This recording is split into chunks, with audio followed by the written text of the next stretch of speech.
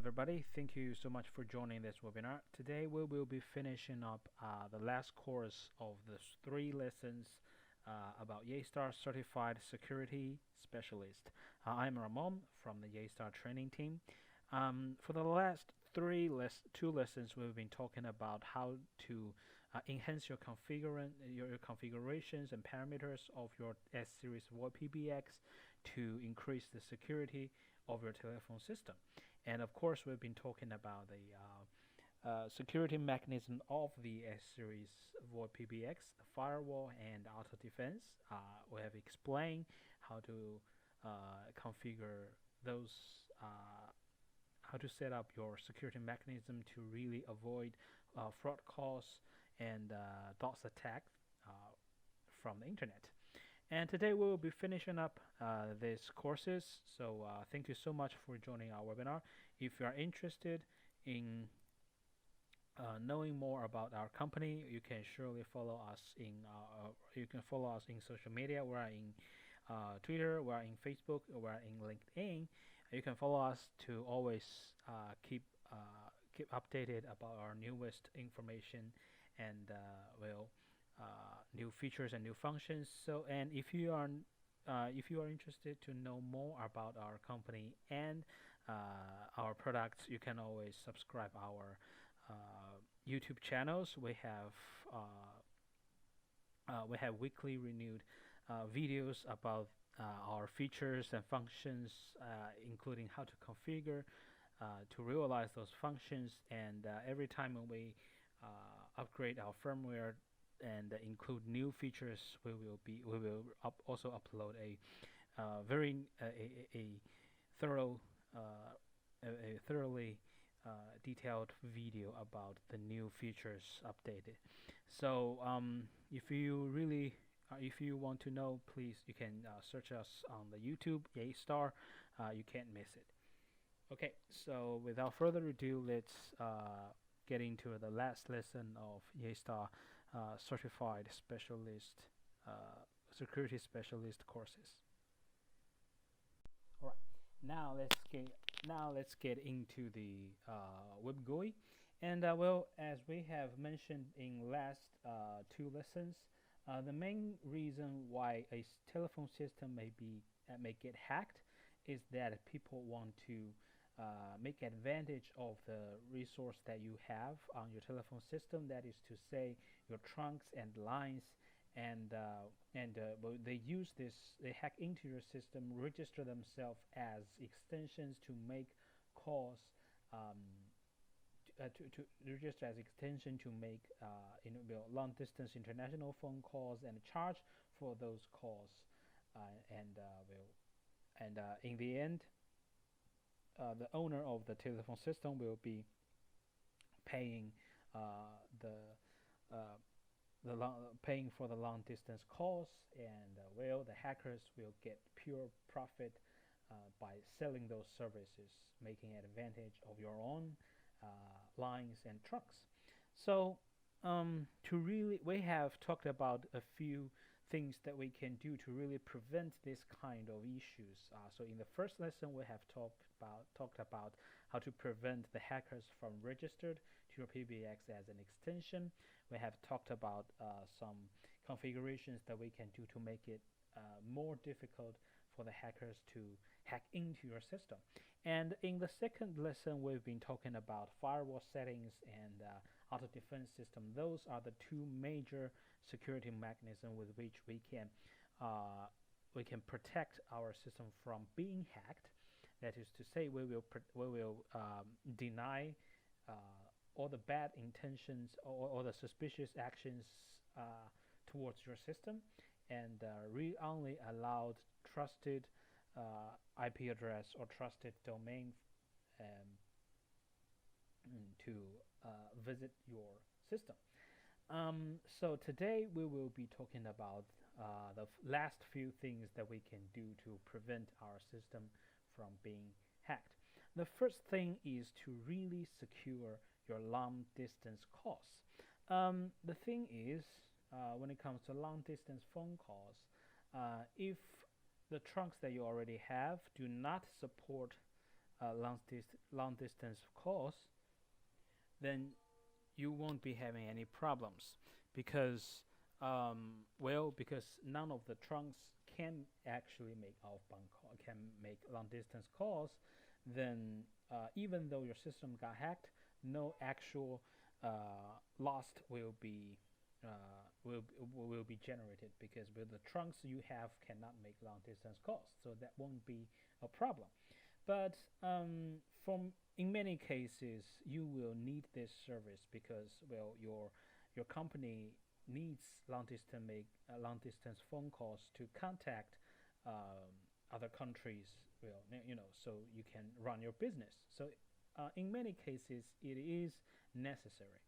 So in these cases, other than the other configurations that we have already been talked about, that is to prevent your system from being hacked, we still have some things that we can do to make sure that even sometimes the hackers get into your system successfully by any chance, but they won't be able to actually make any long distance phone calls because you have really secure your long distance phone calls. So now we will be talking about how can we manage to do this.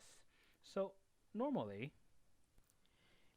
if we indeed need long distance phone call services in our telephone system, we will have specific outbound routes specially made for those long distance calls.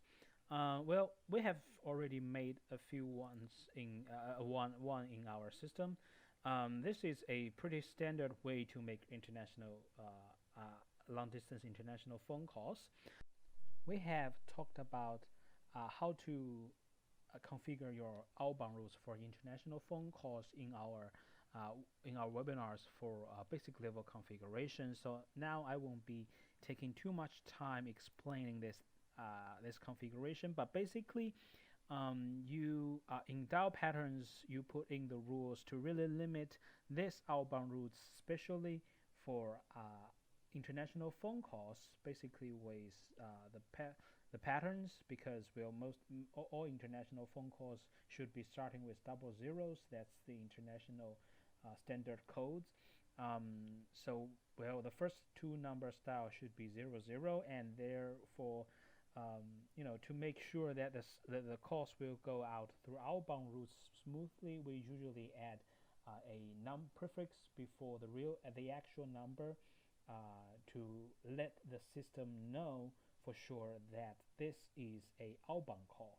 So here we put in this example we put in 9. So if any number they want to make outbound calls to a long distance overseas destination, the first 3 numbers they dialed will have to be 9. This is the prefix. 00. This is the long distance call standard code. This is a universal rules, and followed by the country code and distant number. But the 9 is a internal rules for our company, so it shouldn't be included in the actual number that gets sent out. Otherwise, it will be a invalid number. So in script, we're putting 1 to make sure that the system will delete the first number dialed. And so this is the basic rule of how we make international phone calls. And the limitation here will be the extensions that get included, because our suggestion will be only include those extensions who have to make those extensions who have to make long distance calls in their work in this outbound routes. Then other extensions, as you can see here, will be excluded. So if they get hacked, if the hackers get in through those extensions, it won't work at all, because they are unable to make international phone calls. So even though they try to dial the number, they are not included in these rules. The calls will not get sent out. But there is some other things that we can do. Okay, so to really prevent the system from being hacked, we can make illegal international phone call routes. So other extensions that is not allowed to make international phone calls will be, if the hackers get into the system by register to those extensions, will their intention to dial out international phone calls will simply fail because it will be sent to a invalid trunk. So this is what we're going to do. Firstly, we are going to add a invalid SIP trunk. So okay, so this is our SIP trunk configuration. We click add to register to create a new register trunk. So in the trunk name, it is a invalid trunks. But if we really want to, confuse, because the whole reason that it exists is to really confuse the hackers. So in trunk name, we can actually put in like international. This is a SIP trunk, and we'll name it international. So we'll for anybody who don't know what you are doing here, he will be thinking, okay, this is the trunk you make for international phone calls. Okay, so you have plenty of other extension of the other informations you can you will have to put in, but it doesn't matter.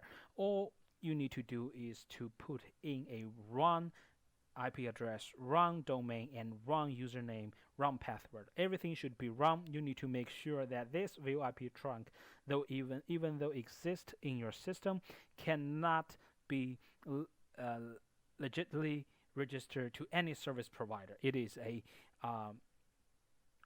just a fake wrong trunk. So just putting anything here, as to make sure it seems real, but in fact, it is not. Okay, so here we're putting a fake IP address. It probably doesn't exist, or you can put in a fake domain if you want to. So in the username and password, you can just put in anything, right? And password, you can just dial anything. It doesn't matter. It won't get registered. Okay, so now we can click save. Now we have a international trunks, but it won't be able to register to any service provider. Okay, now we get back to the call control. In outbound routes, we add another international routes here. International. Okay. In patterns, we put in the same thing. Here we probably want to call it international A. Okay. So in the patterns, we put in the same thing as the actual international calls, and we include this fake SIP trunk here. So this means the fake for if anybody wants to make an international phone calls. The included extension. If the included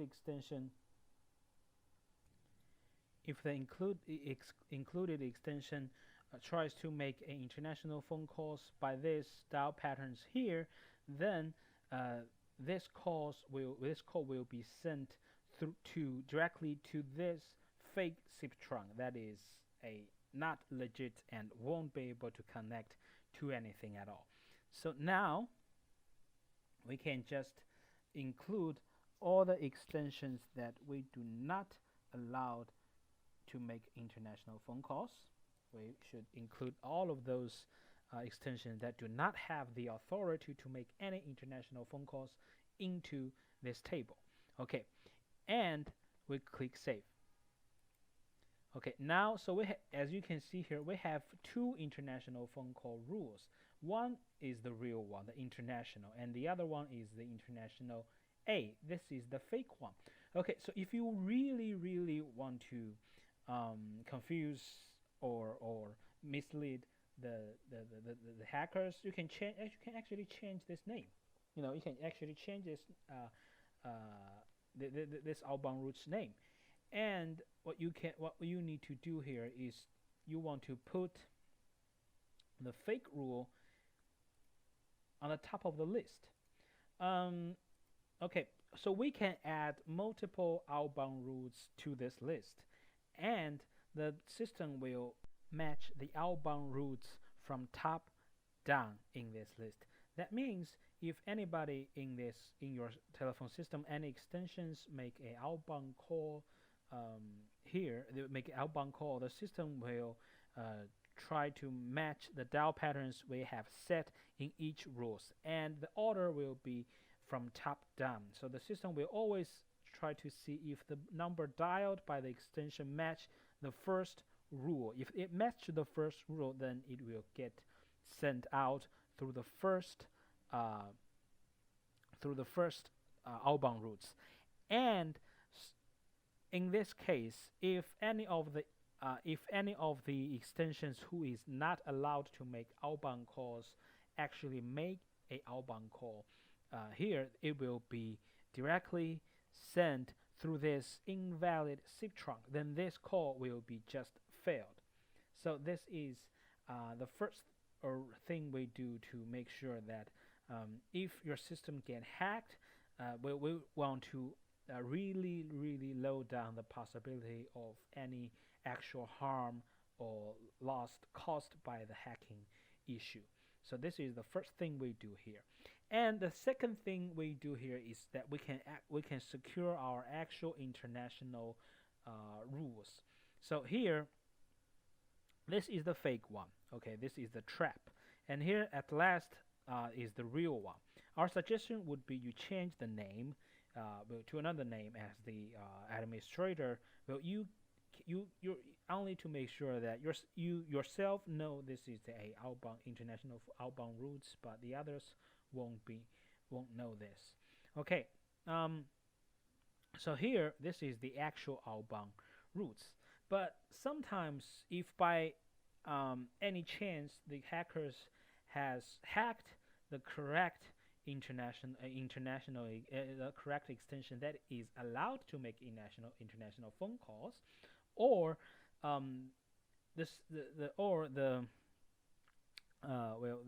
hackers successfully hacked into your system as a administrator, they will be messed around with your system. They will know which extension is actually valid, and they will use this extension to register to your you will use this extension to make international phone calls. So in this case, we can still have rules to actually protect your outbound routes. That is by password. Okay, so here we have password. We have two kinds of password: pin list or single pane. So if you choose single pane, you can actually put in a series of pin number here. So that means if those valid extensions try to make an international phone calls, after they dial the number, the system will require them to put in a password. This will be the password that the system required. But only by putting in the correct password can the phone calls be sent out. Otherwise, the phone call will be just denied. So only the owner of those three extensions can know this password. So other people, even a hacker, might not know about this very password. So if even though those extensions get hacked in and being used to make outbound calls, the PIN number can protect this, can prevent them, can prevent any illegal intention to make long distance international phone calls. And here we have PIN list. So in PIN list, the system will actually use a couple of password. You can actually put a list of password, as you can see here. So any of the any password in this list can be used as international phone calls. So this way, you can have more flexible administration over the password that you have, and well, you can, by checking the CDR, because you can actually record this ping list, record the ping in the CDR. So by checking the CDR, you can know well, which extension actually use uh, the password to make outbound calls. Because well, you can actually give one password to one extension user, and they will only know their own password. Okay, and well, another thing that you can do here is by time condition. So with international phone calls, you can actually limit the time condition. So that means only during certain period of time can this rules being used to make international phone calls, and any intention outside the schedule will be just denied by the system. Because we have mentioned the time condition configuration in our former webinars, so I won't be explaining how you actually set up this time condition here. But this is a thing that we can do to prevent the outbound routes being used to make illegal long distance international phone calls. But okay, our final suggestion will be, if you actually don't need to make long distance international phone calls, you can just turn on this service from a service provider. This way, even though your system get hacked, no long distance international phone calls will be made by our system, because none of your trunks are available for those kind of calls. Okay, the last thing that we will be talking about is event center. So all the configurations we have already covered is ways for you to prevent possible hackings. So we have configurations you can do to enhance the security. As we have mentioned, we have we have firewalls, and we have IP auto defense, and then we can secure our outbound routes to make sure that even sometimes it is possible that your system get hacked, but even though it get hacked, no actual loss will be generated by this incident, because we have secure our outbound routes. However, the one last thing what we need to do is to make sure that even if your system get hacked, you can know about it as soon as possible, so you can take action, and you can react to limit the loss to the lowest. So this is what event center will work here. Okay, so now here you can see the event center. Okay, so basically a event center is a mechanism where if some incidents, some issues happens to your telephone system, the PBX will will notify the administrator immediately. So if something happens to your telephone system, you as the administrator will know at the first time and take action. Okay, so let's see what should we do here. So in the event center, we have a bunch of things that we already have. So let's see. So the first thing is in the operation is modify administrator and password. So if the administrator password get changed, it is a big issue. And so here you can configure the system so it will be record This operation will be recorded in the log, and a notification will be sent uh, if you uh, if you enable this feature. The way to notify is, well, we can see edit notification here. Um, here we have a template. So in the subject, everything here is changeable. The template is editable, so you can change the language if it's necessary, or you can change whatever it says. Just make sure that the the variable here get get saved, is kept. So the system will actually send you the IP address. Okay. So for example, let's take modify an administrator password as an example.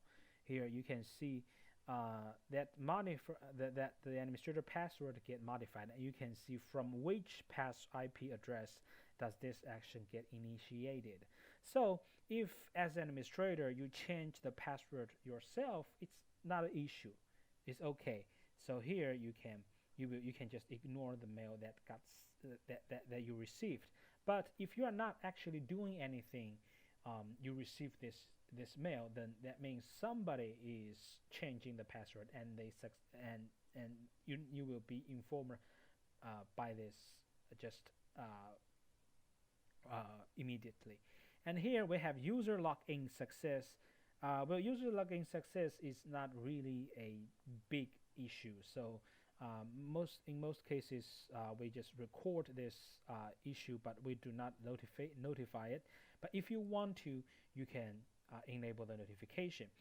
User login failed. This is by default is disabled. But if you want to really take good care of your system, you can just you can just enable this feature. So anytime if a user tried to log in but failed, then you will get notified. Okay. Well, there are some other things that we want to be talking about. So here we have network attacked. So if that means if the IP auto defense has detected any possible DOS attack, as we have mentioned in our second lesson, the system will firstly just block this IP address. So any data packages sent by this IP address will be just blocked and refused by the system. We have other things that we can do. Here is may send a notification to the administrator, so the administrator will know immediately that there are possible attack happened in your system, and well, you can just log into the system and check and take reaction if it's necessary. As you can see here, there are so many operations and issues that you can check. Basically, you can enable to record or disable the record, so well, you will see or not see this operation taking place from your log. And we have notifications, so any operations, any issues we have in this event center, once enable the notification, if taken place, the PBX will send a notification to the administrator. And here we can actually add notification contacts. So that means not only the extensions, but not only the administrators, but also the other extensions can also receive this notifications. And also at the same time, you can, as the administrator, you can always add your email or your mobile number into this list. That is to say, if the administrator is not in the office, not in the office, this notification can be sent by email or by the SMS if it is necessary. And here you can choose extension, because in most cases the administrator will also be one of the people, one of the employee in your company, and naturally this guy will also have his own extension. Well, when he manage your system, he will be logging as the administrator, but normally he will have his own extension number, so you can actually assign his extension number here. So here we have, as you can see here, we have email, we have SMS. Though this email and SMS will also be sent to the extension mailbox that assigned by the administrator, and of course the SMS will be the mobile number that you assigned to this extension as well. So here we can choose to call extension and call mobile. That means if the system, if any of those issues happen, and the system will not only send email and SMS, but also will make a phone call to this extension and to the mobile phone that you have assigned to the PBX. If not, if you don't have any mobile number here, you can just click here to set no mobile number on this system. So you can just put in the mobile number here. And here we have prefix. So if the outbound routes require actually a prefix, you can put in the prefix right here. And well, one thing that we need to clarify here is if you choose to use SMS as a way to send out the notification, you have to make sure that you have a working SIM card inserted in your PBX. That is to say, you will need to have a GSM module or a WCDMA module or a LTE module. You will have to at least have one of those three modules installed in the PBX, and you should have a valid SIM card that is working perfectly fine, that can receive and send SMSs inserted in those modules. And well, this way, once you have issues, then the SIM card will send out the SMS, and the mobile phone you have configured here will receive this notification. Okay, that'll be all for all the 3 lessons of Yeastar Certified Security Specialist. Thank you so much for taking part in this training courses. If you are interested, once again, if you're interested in informations about our company and the new products and new features that we will going to have, you can always follow us on social media. We're on Twitter, we're on Facebook, we're on LinkedIn. Follow us and you will be kept updated. And if you want to know more, and if you want to see more videos like this, or we have other kind of videos about the features, configurations, and firmware upgrade, you can always subscribe us on YouTube channel. You can just search Yeastar and on the YouTube, and you will find us right away. Subscribe us, and you will get our weekly updated videos about everything, about all the functions and features and configurations of Yeastar products. And if you're interested in getting our certification, you can always contact us in academy@yeastar.com, and my colleagues in our training teams will set up a account for you in our online training and exam platform, through which you can just take an online exam at your convenience, and by passing the exam we have online, you will get certified right away. Okay, thank you so much for your participation, and if you you are interested, once again, if you are interested in getting the certification, please contact us, and our team will be helping you right away. Okay, thank you.